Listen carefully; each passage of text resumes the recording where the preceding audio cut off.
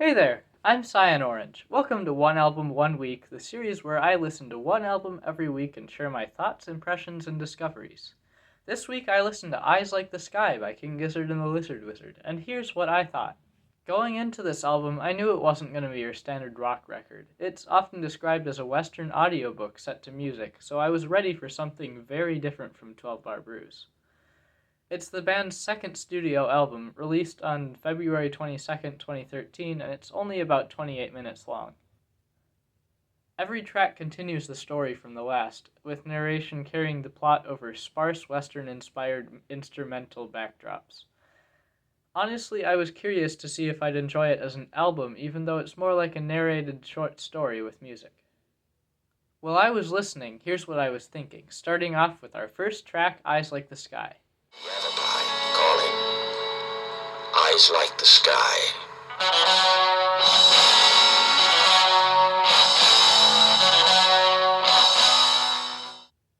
This opening title track sets the stage for the entire story. We're in America post-Civil War in the tense period between indigenous peoples in the Southwest and incoming colonizers from the East. There's mention of someone named Eyes Like the Sky, who seems to be our main character. It's short, but it draws you into the world quickly.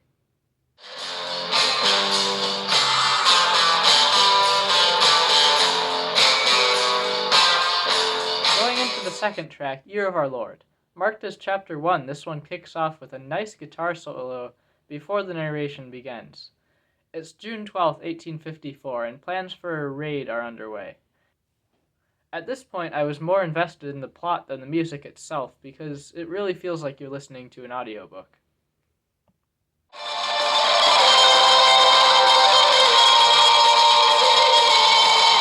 And the third track, The Raid. An Apache raid plays out in detail here. Warriors storm a village, take the children, and raise them as their own. We learn about Miguel O'Brien, one of the captives who may actually be our main character. The indigenous tribe at the center is the Yavapai Apache.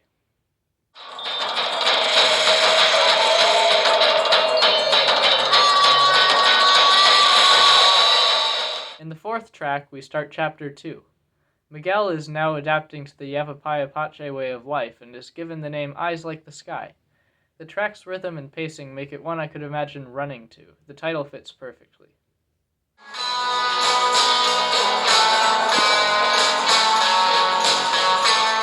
In Evil Man, we jump to 1864. The Americans are coming. Miguel was spared years ago during the raid because of his blue eyes, which were rare in the region. The tension here sets up the next chapter well.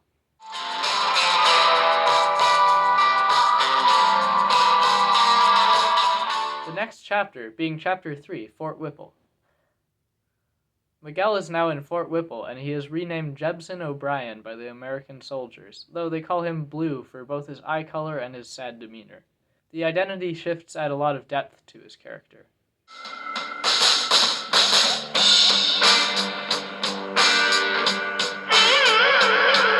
In Chapter 4, we have the Godman's Goat Lust. This is one of the album's most intense moments. Miguel kills the corrupt preacher who led the Americans' campaign against the Yavapai Apache. He also rescues a young Yavapai girl from the preacher's clutches. The background music here is fantastic. I could see it standing on its own as an instrumental track if it weren't tied to the narration. For me, that makes it Track of the Week.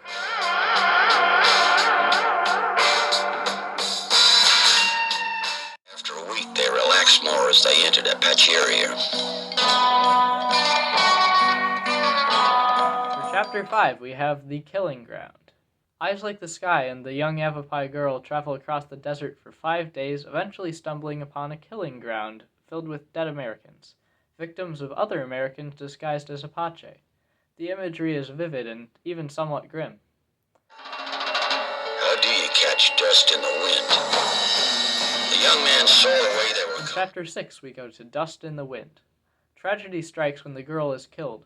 Miguel stealthily tracks down and kills all 4 of the Americans responsible. It's a somber and vengeful chapter, with the pacing really driving home the gravity of the moment. The young man by now is astride a horse and making for a Yavapai stronghold half a day's ride away. In the final track, we go to Guns and Horses. The story closes with Miguel, Eyes Like the Sky, continuing his path of vengeance and taking down more Americans. It's abrupt, but it's fittingly stark end to a violent, haunting tale. Now that I've spent a week listening to Eyes Like the Sky, here's where I stand. This wasn't like any other album I've listened to from King Gizzard or really any band so far. It's less a music album and more a narrated western short story set to a sparse, atmospheric soundtrack. The narration is vivid, brutal, and unapologetic, pulling you straight into the 19th century American Southwest. Musically, it's minimal, but it works exactly as intended, setting the tone without ever overpowering the story. I'd give this album a 6 of 10.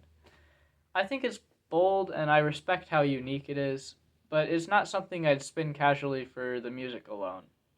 It's more of an experience than a playlist edition, and I think it works best when you're ready to sit down and focus on the narrative from start to finish. What did surprise me was how well King Gizzard pulled off the audiobook format without making it feel like a gimmick. The pacing, the tone, and the historical setting all tie together in a grim but captivating listen. It's cinematic in its own way, as you can just picture every scene unfolding as you hear it. If you're into Western films, historical fiction, or concept albums with a strong narrative, you'll probably enjoy Eyes Like the Sky. But for me, while I'm glad I experienced it, this one is not certified spin-worthy. Thanks for watching One Album One Week. Make sure to hit subscribe, maybe turn on notifications, and let's get listening. Leave a comment about your thoughts on Eyes Like the Sky. Next up, I'll be listening to Float Along, Fill Your Lungs by King Gizzard and the Lizard Wizard. See you next Sunday.